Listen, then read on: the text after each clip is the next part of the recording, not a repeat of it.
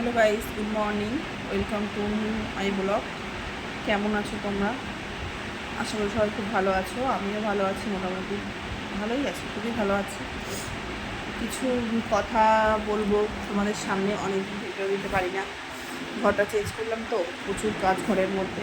ওর জন্য ঘরের কাজ করতে করতেই দিন কাবার। তারপরে শরীরটা অতটা ভালো নেই যে ক্যামেরার সামনে বসে দুটো কথা বলবো। আর তাছাড়া আমি ক্যামেরার সামনে খুব ভালো করে কথা বলতেও খুব একটা পারি না। দেখছো তো, কথা বললে ঠুকলে যায়। কোনোদিন অতটা আমার ইয়ে নেই তো, ওর জন্য কথাটা ভালো করে আসে না, মানে বলতে পারি না। এখন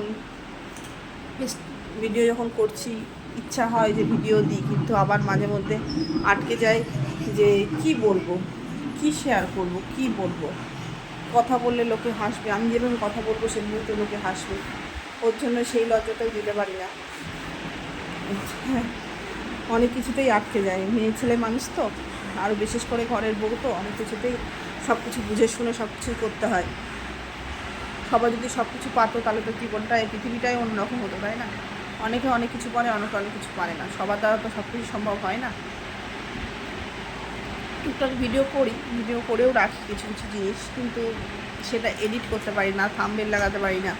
ওর জন্য হয়তো কাউ পছন্দ হয় না, দেখে না। ওর জন্য নিজের মনটাও ভেঙে যায়, ওর জন্য দিই না। এখন দেখি, আমিও দিতে থাকি, তোমরা দেখো কি দেখো না সেটা ভগবান জানে। প্লিজ দেখলে একটু লাইক করো, পাশে থাকো, একটু ফলো করো, একটু সাবস্ক্রাইব করো। আর তো বেশি কিছু চাইছি না, একটুখানি। অনেক আশা নিয়ে চ্যানেলটা খুলেছি, সবাই আশা নিয়ে অনেক কিছু ভেবেচিন্তে চ্যানেলটা খুলে, আমিও সেরকমই ভেবেচিন্তে চ্যানেলটা খুলেছি। আমারও কিছু আশা আছে, আমারও কোনো স্বপ্ন আছে, ওর জন্যই চ্যানেলটা খোলা। এখন কতদূর এগোতে পারবো আমি জানি না, যে কতদূর এই চ্যানেলটাকে নিয়ে আমি এগোতে পারবো। সত্যি আজ শরীরটা খুব খারাপ আমার, এই দুদিন ধরে খুব জানিয়ে যাচ্ছে তো, কারণ শরীরের উপর দিয়ে। ওর জন্য শরীর তো মেশিন তো একটা, সেটার তো রেস্ট দরকার। কিন্তু মেয়ে ছেলের তো কোনো দিন রেস্ট আছে? কোনো দিন রেস্ট নেই।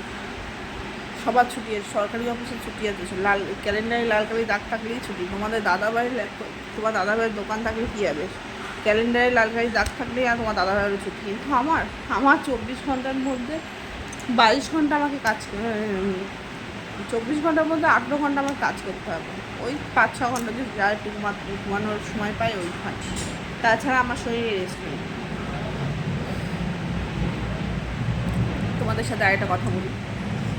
আমাদের যে পাখি আছে ককটেল, আমি দুটো পাখি দিয়েছিলাম। এবছর রং খেলা গেল যেদিন, রং খেলার আগের দিনকেই নিয়েছিলাম দুটো পাখি নিয়ে আসলে সেই দুটো পাখি 2-3 মাসের মধ্যেই ডিম দেয়। ডিম দিলে 3টে ডিম হয়। ডিম হলে সেই ডিম কটা ফুটে 3টে বাচ্চা হয়, সুন্দর বাচ্চা হয়। কিন্তু যখন পাখিগুলো এনেছিলাম তখন সেমি অ্যাডাল্ট পাখি ছিল, মানে খুব অ্যাডাল্ট না, অ্যাডাল্টের থেকে 1-2 মাস ছোটো। যখন ডিম দেয়, মিটিং করে ডিম দেয়, তখন হচ্ছে আশেপাশে সবাই বলেছিল যে এই ডিম ফুটবে না, এই ডিম ফুটবে না, বাচ্চা হবে না, বাচ্চা নষ্ট হয়ে যাবে। তারপর আমি বললাম যে দেখা যাক কী হয়। অনেকে বললো যে এক কাজ করো, ডিমটা বের করে হাতে টর্চ লাইট মেরে দেখো যে ডিমটা ভালো কিনা। বললাম না, কী দরকার, তারা ডিম দিতে, তাদের প্রথম ডিম যখন তারাই যদি ফোটানো হয় তারাই ফোটাবে, তাদের যদি নষ্ট করা হয় তারাই নষ্ট হয়ে যাবে। কোনো দরকার কি, তাদের যা আছে তাদের মধ্যেই থাক, তাদের ডিস্টার্ব করার তো কোনো দরকার নেই। হাত দিইনি। তারপর দেখলাম 3টে ডিমই ফুটে বাচ্চা হয়েছে। এবার এই বাচ্চাগুলো বেশ সুন্দর হয়েছে, একা একা খাওয়া শিখেছে, একা একা এখন হালকা উঠতেও শিখেছে। খাঁচার মধ্যেই থাকে, মোট এখন 5টা হয়েছে। আগে 2টো এনেছিলাম, মা বাবা 3টে বাচ্চা হয়েছে, তার মধ্যে হয়তো 2টো মেয়ে, একটা ছেলে। কালকে সন্ধ্যেবেলা সব থেকে ভালো ব্যাপার হচ্ছে, কালকে সন্ধ্যেবেলা আবার দেখি হাঁড়িতে একটা ডিম রয়েছে, মানে আবার একটা ডিম দিয়েছে। কালকে ডিম দিয়েছে মানে আজকের দিনটা ডিম দেবে না, ওরা আবার কালকে হয়তো একটা ডিম দেবে। এদের মধ্যে নিয়মটা হচ্ছে আজকে একটা ডিম দেবে, একদিন ছাড়া ছাড়া ডিম দেয়। আর ডিমটা যখন দেওয়া হয়ে যায় তার 15 দিন কি 18 দিন পরে থেকে ডিমটা ফোটা শুরু করে। কালকে তো আমি খুবই আনন্দ যে আমার একটা ডিম দিয়েছে। যাক, আমার ঘর ভরে যাচ্ছে, আমি আর কিছু চাই না। মানুষের কী বলতেনি, মানুষের সাথে মেশা, মানুষের সাথে ইয়ে করার থেকে না, গল্প করতে না, পাখিদের সাথে কথা বলো, পাখিদের সাথে পাখিদের যত্ন করো না, মন অনেক ভালো থাকবে। মানুষের সাথে মিশবা, মানুষ বেকার তোমার পিছনে লাগবে, তোমার পিছনে 5টা কথা বলবে, তোমার কাছ থেকে তোমার ঘরের কথা শুনে না বাইরের লোকের কাছে খারাপ কথা হবে সেটা বলবে। তোমার ঘরের কথা আরও দুজনের জায়গায় 5জন জানতে পারবে। ওর থেকে পাখির কাছে বলো, আর যেটুকুনি বলার দরকার মোবাইলটা ক্যামেরা অন করে বলো, দেখো ভালো লাগবে। যেটা লোকে শোনার সেটুকুনি শুনতে পারে, ভালো কথা শুনতে পারবে। তোমার পিঠ পিছনে তোমার খারাপ কিছু বলবে না।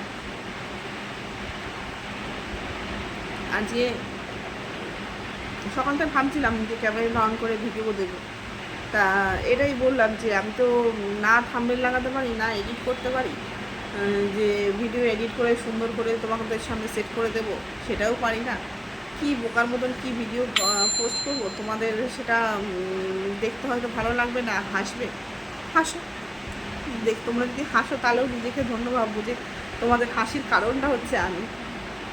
নিজে একা একা থাকি তো ঘরের মধ্যে, না কোথাও বেরোই না কিছু। ওই এক মেয়ে এত দুষ্টু বলার মতন না। ওকে নিয়েই আমার জীবন। এমন একটা সময় আসে জানো তো, নিজের মা বাবাও মুখ ফিরিয়ে নেয়, তোমার খোঁজও নেবে না যে তুমি কী করছো না করছো। তখন না খুব খারাপ লাগে যে নিজের মা বাবা খোঁজ নেয় না নিজের সন্তান, তাহলে সন্তানের উপরে কী আশা? যে আমাকে জন্ম দিল, যে পৃথিবীর আলো দেখালো, সেই যখন খবর নেয় না, তাহলে লোকের উপরে কী আশা যে তারা খবর নেবে? তাই একা একা বসেছিলাম, তাই ভাবলাম না এই কথাগুলো বলার জন্য ভিডিওটা করি, দেখি মানুষ দেখে কিনা, তোমাদের কাছে ভালো লাগে কিনা কথাগুলো। যদি ভালো লাগে তাহলে একটা লাইক করো, কমেন্ট করো, শেয়ার করো, আর একটু ফলো করো, একটু সাবস্ক্রাইব করো। আর কিছু চাই না, একটু ভালোবাসো, একটু ভালোবেসে পাশে থাকো। নমস্কার, আবার দেখা হবে নেক্সট ব্লগে।